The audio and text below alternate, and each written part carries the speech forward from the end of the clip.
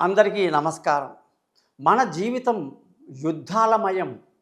ఉదయం లేచినప్పటి నుంచి రాత్రి పడుకునే వరకు ప్రతి వ్యక్తి వాళ్ళ దశలో బాల్యంలో చదువు, యవ్వనంలో కాలేజీలు, ప్రాక్టికల్స్, ఎగ్జామ్స్ మహా ఇదిగా ఉంటుంది.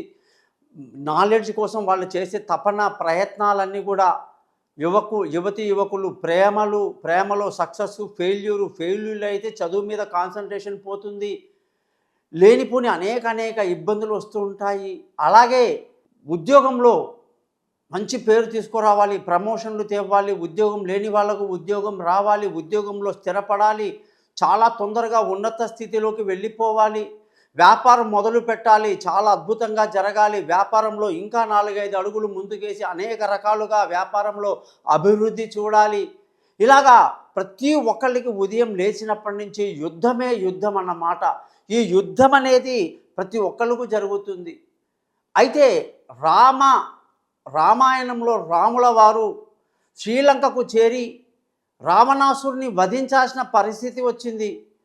ఆయన ఎంతటి కరుణామూర్తి, ఎంత గొప్పవాడంటే శ్రీలంకకు చేరిన తర్వాత కూడా సంధిగా పంపించి, నాకు నీతో గొడవ వద్దు, నువ్వు అపహరించిన ఆ సీతను మాకు అప్పగిస్తే మేము వెళ్ళిపోతామంటున్నారండి ఆయన. అంతటి శాంతమూర్తి, అంతటి గొప్ప అవతారము శ్రీరాముని యొక్క అవతారం. అంటే అసలు మనుషులకు అలాంటి గుణాలు కానీ, మనుషులకు అంత ఓపిక కానీ మనుషులేనా అని అనిపిస్తుంది అనమాట. ఆయన 11,000 సంవత్సరాలు ఎలా రాజ్యాన్ని పరిపాలించి ఎలా జీవించారో తలుచుకుంటే భయంగా ఉంటుంది త్రేతాయుగంలో. అటువంటి రాముల వారు అడవికి వెళ్ళి అడవి అంతా దాటుకొని లంకను చేరి వారధి దాటుకొని అంతా వెళ్తే తీరా రావణాసురుడి యొక్క విషయాలు మనకు తెలిసాయండి. విభీషణుడు వచ్చి రాముణ్ణి కలిసి, రామా, ఇది భయంకరమైనటువంటి రాజ్యం, ఈ లంక రాజ్యం అంతా అష్టదిక్పాలకులు అంటే ఇంద్రుడు, యముడు, కుబేరుడు, అగ్ని, వాయువు, నైరుతి అందరూ కూడా బంధింపబడినటువంటి ప్రదేశం ఇది.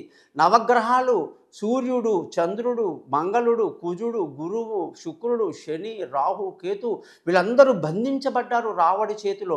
అంతటి శక్తిమంతుడైన ఆయన 3 లోకాలని గెలిచాడయ్యా.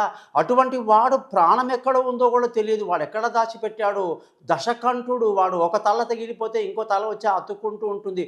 వాడిని సంహరించడానికి ఎటువంటి ఉపాయం లేకుండా, ఏ ప్రణాళిక లేకుండా ఎలా వచ్చేసారయ్యా నారచీర కట్టుకొని చేతిలో బాణం పెట్టేసుకొని, ఇది అయ్యే పని కాదు అని చెప్పేసి చాలా భయంకరమైనటువంటి కొండల్లాంటి రాక్షసులు, కుంభకర్ణుడు లాంటి గొప్ప రాక్షసులు, అలాగే మేఘనాథుడు వంటి మాయాజాలంతో కూడిన రాక్షసుడు, ఇంతమందిని ఇంత బలగాన్ని ఎట్లా ఎదుర్కొంటారయ్యా మీరు కోతుల్ని వెనకేసుకొచ్చేసుకొని అని చాలా బాధపడిపోయి ఒక్కసారిగా ప్రతి మనిషికి డిప్రెషన్ వచ్చేస్తుంది.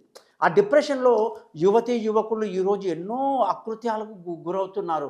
మా వల్ల ఇంకా కాదు, నా లవ్ ఫెయిల్ అయిపోయింది, ఇంకా నా జీవితం లేదు, మా అమ్మ నాన్న చీతూ అనేశారు, మా తల్లిదండ్రులు అబ్బాయిని ఎందుకు కన్నామురా, ఏదో పిచ్చి పనులు చేయడానికి కన్నామా, నువ్వు ఏదో గొప్పడవుతావు అనుకున్నాము, ఇంత ఖర్చు పెట్టామని వాళ్ళు వాపోతున్నారు, నా జీవితం అర్థం కాకుండా పోయింది అని వ్యాపారంలో లాస్ వచ్చిన వాళ్ళు, ఉద్యోగంలో ప్రాబ్లం ఉన్న వాళ్ళు అనేక రకాలుగా కుంగిపోయి వాళ్ళు చివరికి ఎటువంటి ప్రమాదకరమైన ఆత్మహత్య లాంటి మాటలు కూడా చెప్తారు నా దగ్గర జాతకానికి వచ్చినప్పుడు. కానీ ఏమీ లేని ఆ రాముడు అంత పెద్ద అరణ్యంలో వెళ్ళి కూర్చున్నప్పుడు అక్కడ మనకి అగస్త్య మహాముని, ఆయన మహానుభావుడు, చాలా పెద్ద స్టోరీ. మీరు అగస్త్య అని కొట్టండి యూట్యూబ్లో, ఆయన స్టోరీ మొత్తం వచ్చేస్తుంది.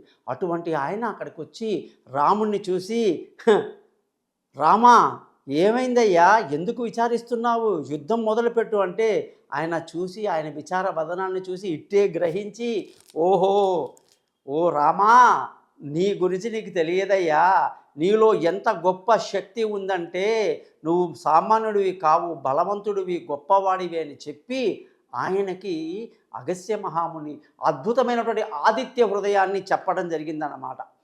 ఆ ఆదిత్య హృదయం కూడా ఎంత అద్భుతంగా ఉంటుందంటే ఉదయం ఒకసారి, మధ్యాహ్నం ఒకసారి, సాయంకాలం ఒకసారి ఎవరైతే జీవితంలో వింటారో వాళ్ళ జీవితంలో ఓటమి అంటూ ఉండదన్నమాట. మెయిన్ రాముడు రావణుని గెలవడానికి కారణమే ఈ యొక్క అద్భుతమైన మంత్రం. నేను ఈ వీడియోని 2017 నుంచి ఎంతోమందికి చెబుతున్నా, కానీ వాళ్ళందరూ చాలామంది నా నుంచి తీసుకున్నారు. పాపం వాళ్ళ ఛానల్‌లో పెట్టుకున్నారు. అది కూడా నేను చూస్తున్నాను. ఈ మధ్య ఒక అమ్మాయి కూడా చాలా తెలివిగా ఇవన్నీ చెప్తుంటే నేను అన్నా, "ఓహో! అమ్మ ఏంటమ్మా?" అంటే, "లేదండి మీ దగ్గర నుంచే తీసుకున్నాను." అంటే, తీసుకుంటే తీసుకున్నారు. మనమందరం కూడా ఒకరి నుంచి తీసుకొని చెప్పిన వాళ్ళమే. యూట్యూబ్‌లో మనమేం పెద్ద పండితులమేం కాదు. ఎవ్వడైనా అది గరికపాటి గానీ, చాగంటి గానీ, ఇంకో మహానుభావుడు గానీ ప్రపంచంలో విషయాలు అందరి చేత గ్రహించి ఆ జ్ఞానంతో ఇంకోళ్ళకి ఇవ్వడమే మన పని. అందులో తప్పు లేదు. అయితే రామ మహాబాహో శృణుహుయ్యం సనాతనం ఏన సర్వాన్ నరీన్వస్తా సమరే విజయిసిసి ఆదిత్య హృదయం పుణ్యం సర్వశత్రు వినాశనం జయావహం జపే నిత్యం అక్షయం పరమం శివం సర్వమంగళ మాంగళ్యం సర్వ పాప ప్రణాశనం చింతా శోక ప్రశమనం ఆయుర్వర్ధనం ఉత్తమం అని చెప్పి ఆదిత్య హృదయం గురించి అద్భుతంగా అగస్త్యముని రాముల వారికి చెప్పటం, రాముల వారు దాన్ని 3 సార్లు పఠించి గొప్ప బలవంతుడై ధైర్యం తెచ్చుకొని ఆ ధైర్యంతో రావణాసురుని వాళ్ళ వంశం మొత్తాన్ని నిర్వీర్యం చేసి సర్వనాశనం చేసి సీతమ్మ వారిని తీసుకొని ఆయన మళ్ళీ అయోధ్యకి వచ్చేశారన్నమాట. ఈ విధంగా ఆదిత్య హృదయం గురించి మనం కానీ చెప్తే ఎవ్వరు యుద్ధంకు వెళ్ళినా, అంటే యుద్ధం అంటే ఏమిటండి? చదువు, ఎగ్జామ్సు, ఉద్యోగాలు, వ్యాపారాలు, పెళ్ళి, ప్రేమ అన్ని యుద్ధమే. అన్ని యుద్ధంలో సక్సెస్ అవ్వాలంటే మనకు ఈ ఆదిత్య హృదయమే కావాలి అని చెప్పి స్వయంగా రాముల వారు ప్రజలకు ఇచ్చినటువంటి మెసేజ్ అన్నమాట. ప్రజలందరూ కూడా అక్కడ ఆదిత్య హృదయం చదివి భారత ప్రజలందరూ కూడా గతంలో త్రేతాయుగంలో గొప్ప బలవంతులై ఆ యొక్క మహా ఆరోగ్యంగా 6-7 అడుగుల ఫీట్లో వాళ్ళు ఉండి అనేక రకాలుగా కష్టపడుతూ, అసలు విశ్రాంతి అంటే మనకు తెలియదండి. రాత్రి కాసేపు పడుకోవడం తప్ప 14 గంటలు పనిచేసే వాళ్ళము. మనకు ఆదివారాలు అలాంటివి ఏమీ ఉండవండి. అలా కష్టపడుతున్న సమయంలో ఎంతోమంది భారతదేశం మీద దండెత్తి వచ్చి ఆఖరికి బ్రిటిషర్స్ దొంగలు మనకు ఆదిత్య హృదయం అనే మంత్రం ఉందని, దానివల్ల మనమంతా అద్భుతాలు చేస్తున్నామని, గొప్ప పంటలతో అభివృద్ధితో భారతదేశం ముందుకు వెళ్తుందని తెలుసుకొని మనల్ని అందరినీ కూడా ఆదివారం పనిచేయనీయకుండా మధువు తాగమని చెప్పి, స్త్రీలతో కూడి ఉండమని చెప్పి, మాంసాహారం భుజించమండి అని చెప్పి మనకి ఆదివారం సెలవు ప్రకటించి సర్వనాశనం చేసి ఆ ఆదివారం అనే అత్యంత గొప్పతనాన్ని వాళ్ళు క్రిస్టియానిటీలో పెట్టుకొని ఈరోజు వాళ్ళు చర్చికి ఆదివారం రోజు వెళ్ళి ప్రేయర్ చేస్తున్నారు. ఇది ఎంత దౌర్భాగ్యము, దుర్మార్గం అంటే ఈరోజు కూడా మనం భారతదేశంలో ఏ వీధిలోకి వెళ్ళినా ఆదివారం నాడు రోడ్డు మీద అసహ్యంగా ఎక్కడ పడితే అక్కడ విచిత్రమైనటువంటి మాంసాహారం విక్రయిస్తున్నారు. జనాలు పోటీపడి లైన్లో నిలబడి హిందువులు కొట్టుకొని తీసుకుంటున్నారు. ఏ రేటు పడితే ఆ రేటు.